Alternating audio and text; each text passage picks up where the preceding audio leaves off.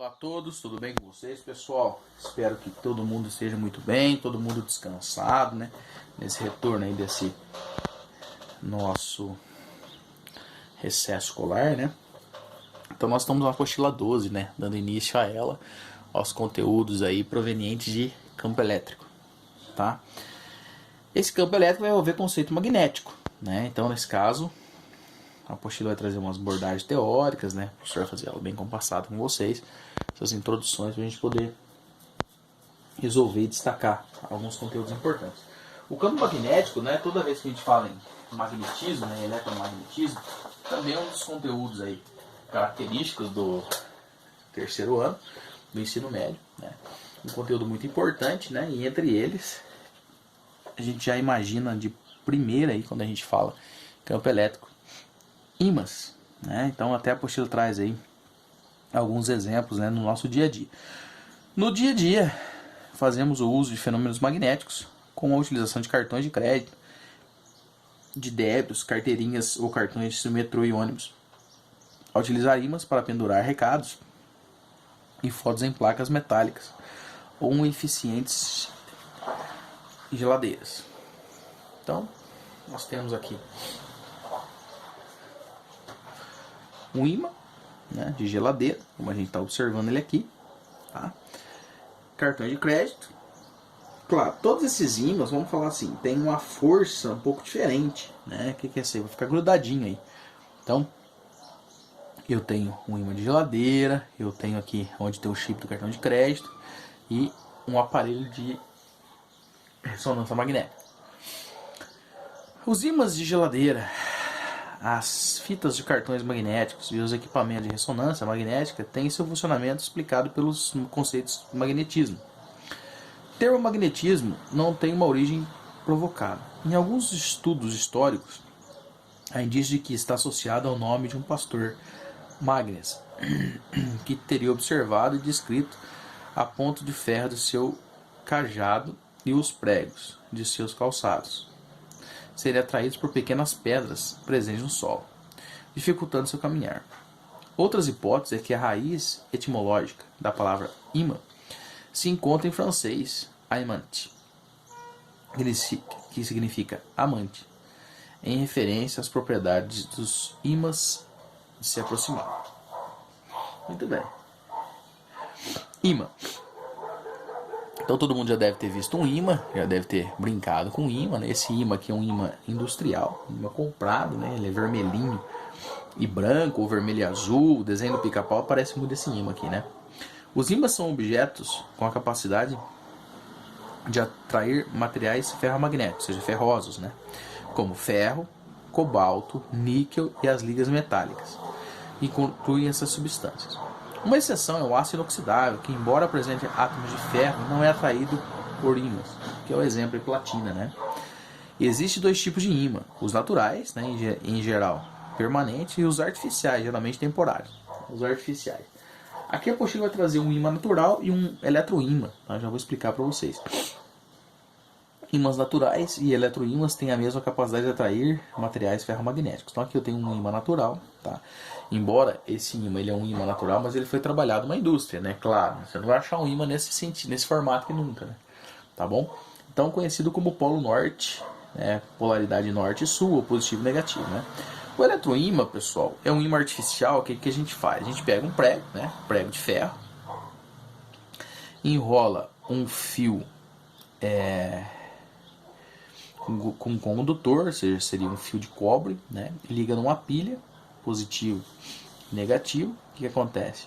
O negativo ele é atraído pelo positivo, né? E fica em ciclo, em movimento, consequentemente tendo um movimento ordenado. E aí o que acontece?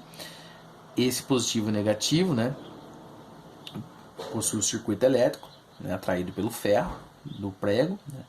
E essa espiral para criar um pouco mais de força, e automaticamente, se você colocar um alfinete ou um prego menor, vai ser atraído por esse prego aqui. Claro que numa força bem maior, eu consigo ter, por exemplo, em desmanches ou em ferros velhos, aí onde o pessoal tem que transportar carcaças de veículos, né, que é de metal muito grande. O que acontece? Eu utilizo esse eletroímã aí, tá? Ele é bem mais forte, uma força bem potente. Quando você liga a polaridade, você fecha o circuito, atrai o veículo. Em portos também utilizam muito isso. Depois você aperta o botãozinho, ele cancela esse fluxo dessa corrente elétrica e solta então o objeto. Os ímãs naturais são encontrados na natureza e não precisam de interferência humana para atrair materiais ferromagnéticos. Em geral, esses ímãs naturais são feitos de minério de ferro, né? Formado por magnetita, tetróxido de triferro. Os ímãs artificiais são aqueles que adquirem propriedades magnéticas depois de interagirem em outros ímãs, né? Procedimento de imantação.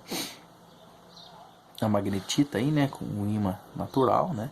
Grandes depósitos de magnetita são encontrados na região nordeste da Suécia e nas montanhas, que ficam na região norte de Nova York, nos Estados Unidos. Também existem depósitos na Noruega, na Alemanha e na Itália, na Suíça, África do Sul, Índia e no México. Características dos ímãs. Os ímãs naturais ou artificiais apresentam algumas características comuns. Primeiro, então nós vamos para as propriedades dele. Os ímãs são formados por polos magnéticos, né? O que seriam esses polos? Essa polaridade de diferença, né? Uma polaridade positiva, negativa, ou norte. Ao aproximar uma limalha de ferro um ímã, né? A limalha adquire uma maior intensidade nas regiões do ímã. Então seriam os polos magnéticos. Os polos magnéticos são opostos e se atraem, como a gente sempre estudou aí, né, na parte de eletricidade, né? Polos de sinais opostos se atraem, né? E de sinais iguais se repelem, né? Ao aproximar dois polos iguais, norte e sul, ou positivo e negativo, né? Os dois interagem mutuamente em sua repulsão. Ao aproximar dois polos, norte e sul, né, interagem mutuamente em uma formação e atração. Então nós temos aqui, ó, força de atração entre cargas ou polos norte diferente. Então tem norte liga no sul, tá? Ou sul-norte. Então, ó, polos. Isso aqui é uma força de atração, tá? Esse F de força, né? Então o norte atrai o sul, o norte repele o norte e o sul repele o sul, tá? Como que isso funciona? Então tá aqui. Todo ímã tem polos inseparáveis. Ao dividir um ímã ao meio, exatamente ao plano de separação entre os polos norte e sul, surgem dois novos ímãs, cada qual com dois polos magnéticos. Então eu tenho aqui, ó, foi feito um corte de secção, né, mostrando aí que eu tenho, é como se fosse uma representação da gente ter cortado o ímã, né? Corta o ímã no meio, então foi feito o recorte, primeiro corte, cortou o ímã ao meio, aí mantém o fluxo de movimento, ó, sul e norte. Faz mais um corte, ó lá, sul, norte. O que a apostila quis mostrar? Que quando eu tenho um ímã grande, né, igual esse caso aqui, eu tenho, claro, um ímã com uma força de atração ou de repulsão maior do que o ímã pequeno. Mas quando você corta o ímã no meio, ele ainda continua tendo a mesma característica do maior, tá vendo? Norte-sul, norte-sul. Cortei de novo. Norte-sul, norte-sul. Certo? Eu só estou diminuindo a força de atração ou de repulsão, mas ele mantém a sua característica. Alguns ímãs podem ser desmagnetizados pelo seguinte processo. Aqui é muito importante, né? Eu já vi cair no Enem, pergunta sobre isso. Então, o que seria ser desmagnetizado? Perder essa característica, né? E essa possibilidade de atrair ou de repelir corpos, né? Ação magnética ou desorganização magnética. Nesse processo, o campo magnético externo de grande magnitude pode desorganizar a orientação do ímã, né? Provocando perda de magnetismo. Ação térmica. Então é o seguinte, traduzindo uma linguagem mais simples, né? Se eu chegasse com um ímã com uma grandeza muito maior, muito mais forte, eu consigo desmagnetizar um ímã menor. Ação térmica, alta caloria, e ação mecânica, um grande choque, uma grande batida. Mas vamos lá. Ação térmica. Ao aproximar uma fonte de calor de um ímã e aumentando sua energia, a agitação das moléculas que o formam facilita a desorganização magnética do ímã, ou seja, altíssimas temperaturas. Ação mecânica, colisão intensas entre ímãs e superfícies rígidas, favorecendo a desorganização desses materiais. Isso explica por que alguns ímãs, após serem derrubados em superfícies rígidas, perdem a sua ação. Então, pode ser um grande ímã, desorganiza a organização, né? Polo norte e polo sul. Ação térmica, altas temperaturas, e ação mecânica, um grande choque mecânico aí.